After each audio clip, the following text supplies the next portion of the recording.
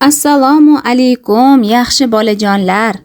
Bugun sizlarga boshqalarga berilmagan ne'mat haqidagi hikoyani so'zlab bermoqchiman. Abdulloh ibn Mas'ud radhiyallohu anhu aytadi: Bir kuni Rasululloh sallallohu alayhi va sallam mening qo'limdan tutib bir joyga borishini aytdilar. Biz shahar tashqarisiga chiqdik.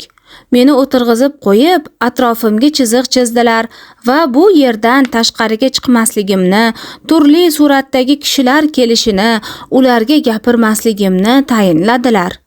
So'ngra o'zlari nariroqqa ketdilar. U zot aytganlaridek har xil kishilar kelishdi. Ular chiziqqa yaqinlashmasdan payg'ambarimiz alayhissalom tomonga ketishardi. Kechaning oxirida Rasululloh sallallohu alayhi va sallam qaytib keldilar. U zotni uyqu eltdi. Mening tizzamga bosh qo'yib uyquga ketdilar.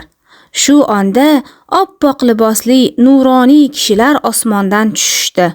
Ularning ba'zilari oyoq tomoniga, yana boshqalari bosh tomonlariga kelib o'tirishdi va bir-birlariga bunday deyishdi: Bu bandaga berilgan Allohning ne'mati boshqa hech kimga berilmagan.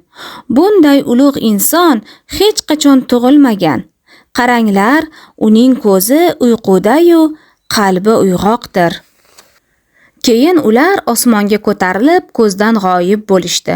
Shu orada Rasululloh sallallohu alayhi va sallam uyqularidan uyg'ondi va dedi: Ey ibn Mas'ud, ularning so'zlarini va kim ekanini bildingmi?